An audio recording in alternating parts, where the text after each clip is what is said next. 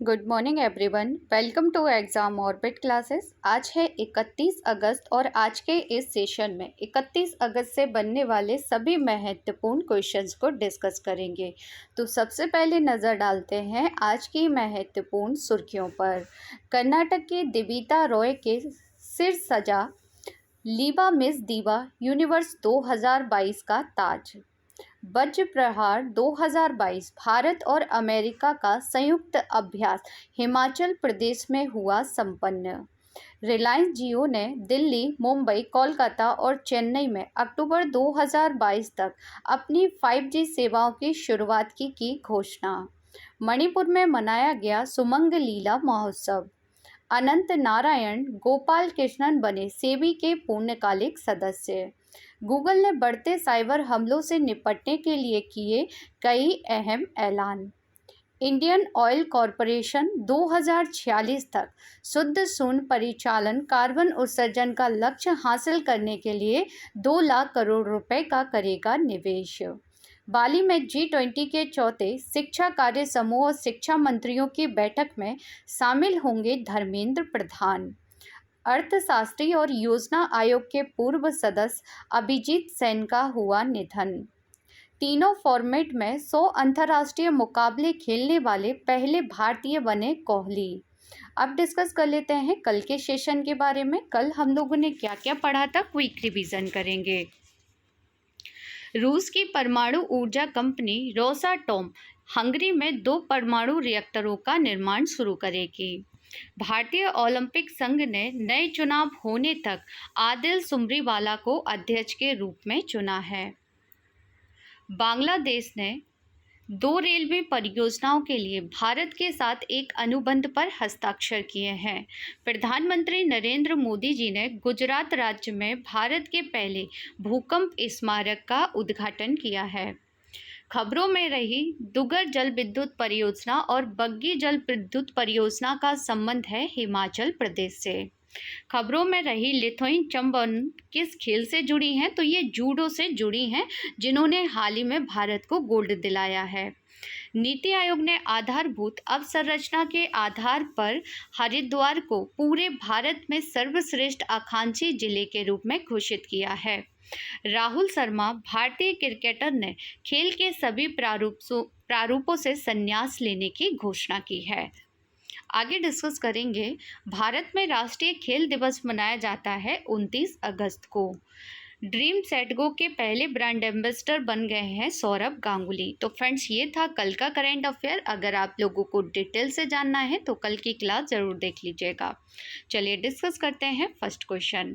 G20 चौथे शिक्षा कार्य समूह और शिक्षा मंत्रियों की बैठक कहाँ पर होगी? तो फ्रेंड्स, इसका आयोजन किया जाएगा बाली, इंडोनेशिया में। कहाँ पर आयोजित होगी? तो ये होगी बाली, इंडोनेशिया में, और भारत की तरफ से इसमें भाग लेंगे केंद्रीय शिक्षा मंत्री धर्मेंद्र प्रधान। ठीक है। आप सभी को ज्ञात होगा कि 2022 में G20 की अध्यक्षता कौन कर रहा है? तो इंडोनेशिया कर रहा है। जबकि 2023 में अध्यक्षता कौन करेगा G20 समूह की? तो भारत के द्वारा की जाएगी। ये पॉइंट भी आप सभी को याद रखना है। अन्य ऑप्शंस के बारे में फ्रेंड्स डिस्कस कर लेते हैं, जैसे कि जर्मनी के बारे में। तो आप सभी को ज्ञात होगा कि हाल ही में G7 की बैठक कहाँ पर हुई थी? जर्मनी में। बिम्स्टेक की बैठक का आयोजन कहाँ किया गया था फ्रेंड्स? तो श्रीलंका में किया गया था। चीन के बारे में याद रखेंगे कि जो ब्रिक्स की बैठक हुई थी, ब्रिक्स के जो अध्यक्षों की बैठक हुई थी, वो कहाँ पर हुई थी? तो चाइना में इसका आयोजन किया गया था। आगे डिस्कस कर लेते हैं इंडोनेशिया के बारे में बेसिक इन्फॉर्मेशन। तो जो येलो कलर से आपको एरिया नज़र आ रहा है, ये है इंडोनेशिया। फ्रेंड्स, इंडोनेशिया की फिलहाल जो राजधानी है वो जकार्ता है, जो कि जावा द्वीप पर है।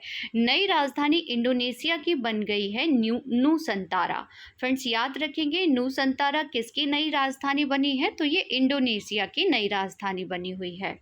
चलिए आगे डिस्कस कर लेते हैं G20 समूह के बारे में। तो G20 G20 समूह विश्व बैंक एवं अंतर्राष्ट्रीय मुद्रा कोष के प्रतिनिधि, यूरोपीय यूनियन एवं 19 देशों का एक अनौपचारिक समूह है। G20 के बारे में एक पॉइंट आप सभी को याद रखना है कि G20 के पास स्थायी सचिवालय या मुख्यालय नहीं है। अगर आपसे पूछ लिया जाए क्या G7 के पास स्थायी सचिवालय है, तो फ्रेंड्स याद रखेंगे G7 के पास भी नहीं है। G20 समूह दुनिया के प्रमुख उन्नत और उभरती अर्थव्यवस्थाओं वाले देशों को एक साथ लाता है। मैप में आप सभी देख सकते हैं G20 समूह के देशों को, जैसे कनाडा है, यूएस है, मैक्सिको है, ब्राज़ील है, अर्जेंटीना है, यूके है, Germany, France, Italy, Turkey, Saudi Arabia, south Africa, India, China, Indonesia, Australia, south Korea, Japan और रसिया इसमें सम्मिलित है। फ्रेंड्स, अगर आप लोग पहली बार चैनल पर विजिट कर रहे हैं तो चैनल को सब्सक्राइब कर लीजिएगा, साथ ही बेल आइकन दबाना बिल्कुल ना भूलें, जिससे आप लोगों को क्लास का नोटिफिकेशन सबसे पहले मिल जाएगा। अगर क्लास अच्छी लग रही है तो क्लास को ज़्यादा से ज़्यादा शेयर कीजिएगा और लाइक कर लीजिएगा। नेक्स्ट क्वेश्चन डिस्कस करेंगे, लीवा मिस दीवा यूनिवर्स 2022 का खिताब किसने जीत लिया है? तो फ्रेंड्स, लीवा मिस दीवा यूनिवर्स 2022 का खिताब जीता है दीविता राय ने। फ्रेंड्स, ये कर्नाटक की रहने वाली है और इन्होंने हाल ही में ये खिताब जीत लिया है। आइए डिस्कस कर लेते हैं आगे। इस सौंदर्य प्रतियोगिता का शीर्षक प्रायोजक कौन था? तो कपड़ा ब्रांड, जिसके बारे में आपने सुना होगा, ये कपड़ा ब्रांड है जिसका नाम है लीवा। अब डिस्कस करेंगे कुछ एक्स्ट्रा फैक्ट के बारे में जो कि आगामी परीक्षा के लिए महत्वपूर्ण है। किस भारतीय महिला ने मिस एलिट वर्ल्ड का खिताब जीत लिया है? तो मिस एलिट वर्ल्ड का खिताब हाल ही में जीता था दीप सुप्रियम ने, जिन्हें आप सभी पिक में देख सकते हैं। आगे डिस्कस करेंगे स्पेशल डोज फॉर एग्जाम में। किसने मिस इंडिया वर्ल्ड 2022 का खिताब अपने नाम किया है? तो सिनी शेट्टी के द्वारा यह खिताब जीता गया था। मिस इंडिया वर्ल्ड वाइड 2022 का खिताब जीता था यूके की खुशी पटेल ने। मिस वर्ल्ड 2021 का खिताब जीता है पोलैंड की कैरोलिना ब्लावस्का ने। 70वीं मिस यूनिवर्स 2021 का खिताब जीता गया था हरनाज संधू के द्वारा। नेक्स्ट क्वेश्चन है, सुमंग लीला किस राज्य या केंद्र शासित प्रदेश में आयोजित एक पारंपरिक त्योहार है? तो फ्रेंड्स, सुमंग लीला जो महोत्सव है इसका आयोजन किया जाता है मणिपुर में। फ्रेंड्स, ये एक रंगमंच का पारंपरिक रूप है। तो आपसे पूछ लिया जाए कि खबरों में रहा सुमंग लीला महोत्सव कहाँ मनाया जाता है? तो इसे मणिपुर में मनाया जाता है। आगे डिस्कस कर लेते हैं लेटेस्ट करंट अफेयर में। बेखो त्योहार 2022 कहाँ मनाया गया था? तो ये असम में मनाया गया था। और फ्रेंड्स, यह त्योहार राभा जनजाति द्वारा धन के देवता को खुश करने और अच्छी बारिश तथा अच्छी फसल की मांग के लिए मनाया जाता है। लोसंग महोत्सव मनाया गया था सिक्किम में। स्पुट गुस्टर फेस्टिवल 2022 का आयोजन किया गया था लद्दाख में। तोरैया महोत्सव मनाया गया था अरुणाचल प्रदेश में। कचई लेमन फेस्टिवल मनाया जाता है मणिपुर में। विश्व प्रसिद्ध खजुराहो नृत्य महोत्सव 2022 का आयोजन किया गया था मध्य प्रदेश में। सिरोई लिली महोत्सव कहाँ मनाया गया था? तो मणिपुर में इसका आयोजन किया गया था। अब आप लोग मुझे कमेंट्स बॉक्स में बताइए कि जो लेवेंडर फेस्टिवल है ना, वो कहाँ पर मनाया जाता है।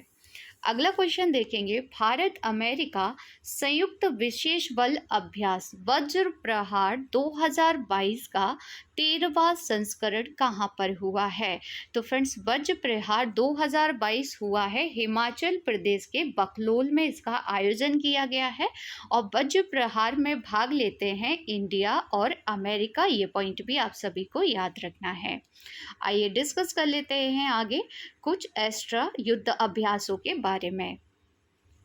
आप सभी को ज्ञात होगा कि हाल ही में सुर्खियों में बना था पिच ब्लैक अभ्यास।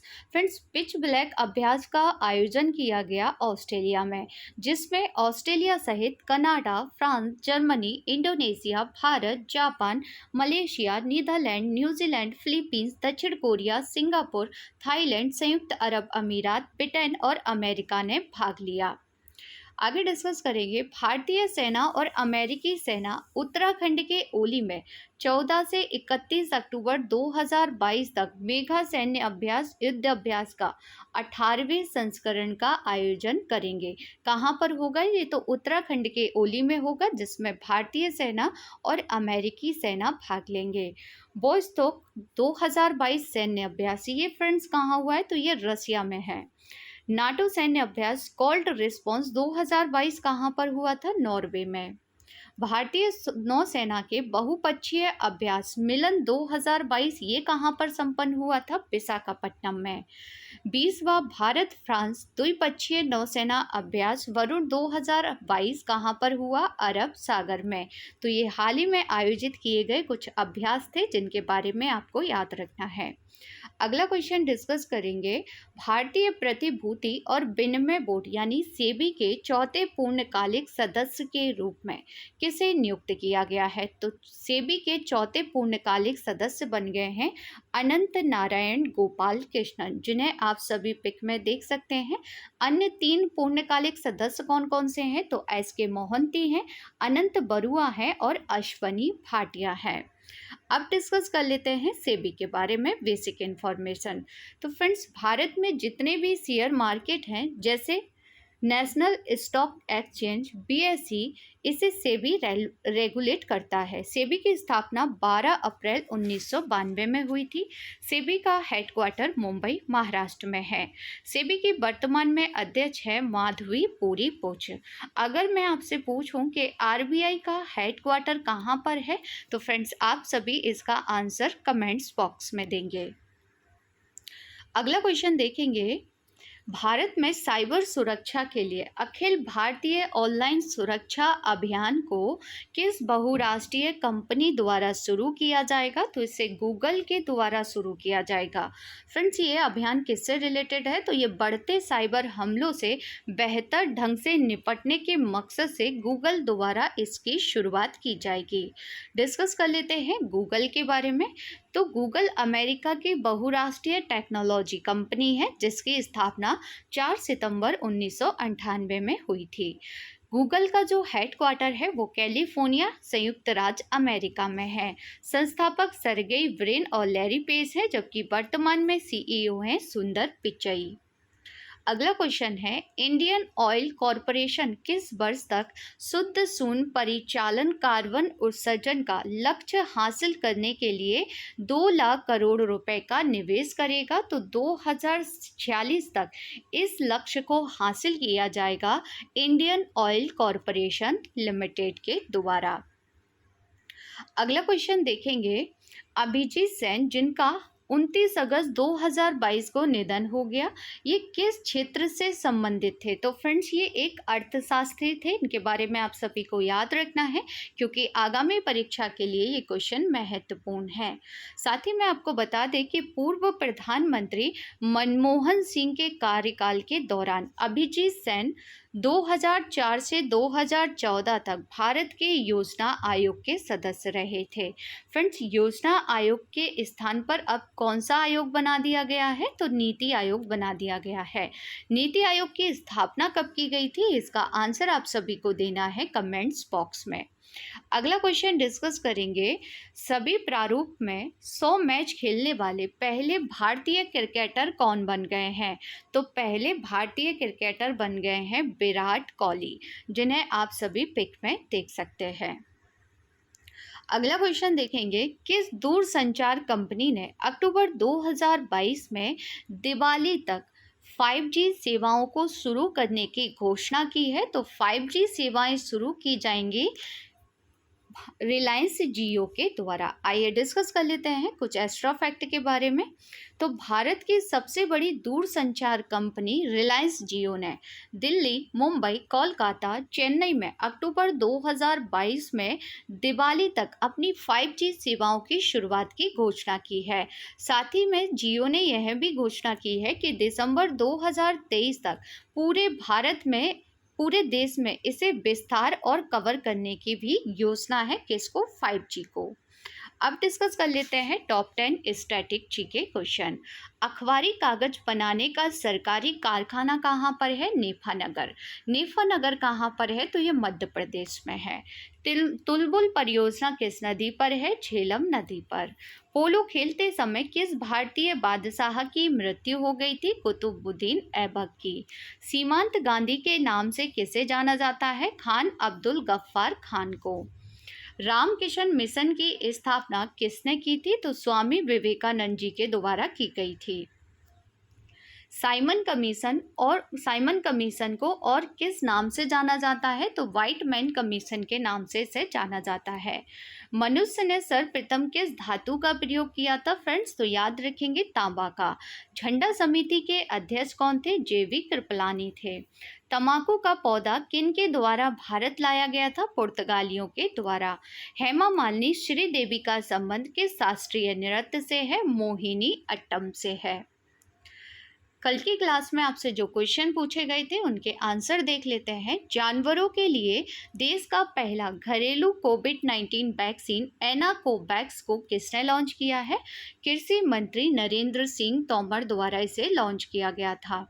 संयुक्त राष्ट्र महासचिव एंटोनियो गुटेरेस ने अंतर्राष्ट्रीय डिजिटल सहयोग कार्यक्रम के समन्वय के लिए किस वरिष्ठ राजनयिक को प्रौद्योगिकी पर अपना राजदूत नियुक्त किया है? अमनदीप सिंह गिल को किया गया था। निम्नलिखित में से किसने पश्चिम बंगाल का राष्ट्रगान आमार सोनार बांग्ला लिखा है? रविंद्रनाथ टैगोर के द्वारा ये लिखा गया है। प्रसिद्ध सूफी संत निजामुद्दीन औलिया किसके समय दिल्ली में बसे थे? फ्रेंड्स, याद रखेंगे अकबर के समय। अब आप लोगों के लिए कुछ क्वेश्चन हैं जिनके आंसर आप सभी को देने हैं कमेंट्स बॉक्स में। हाल ही में कहाँ की संसद ने तनुजा नजरी को आयुर्वेद रत्न पुरस्कार से सम्मानित किया है? नेक्स्ट क्वेश्चन है, बुनकर चींटियों से बनी काई चटनी किस राज्य का लोकप्रिय भोजन है? नेक्स्ट क्वेश्चन है, भारतीय मानक समय आधारित है। नेक्स्ट एंड लास्ट क्वेश्चन है, कौन सी अक्षांश रेखा भारत के मध्य से गुजरती है? तो फ्रेंड्स, इन सब के आंसर आप सभी को देने हैं कमेंट्स बॉक्स में। आज की क्लास आप लोगों को कैसी लगी कमेंट्स बॉक्स में ज़रूर बताइएगा। साथ ही क्लास को लाइक, शेयर एंड सब्सक्राइब करना ना भूलिएगा। मिलते हैं नेक्स्ट क्लास में, तब तक के लिए थैंक यू सो मच।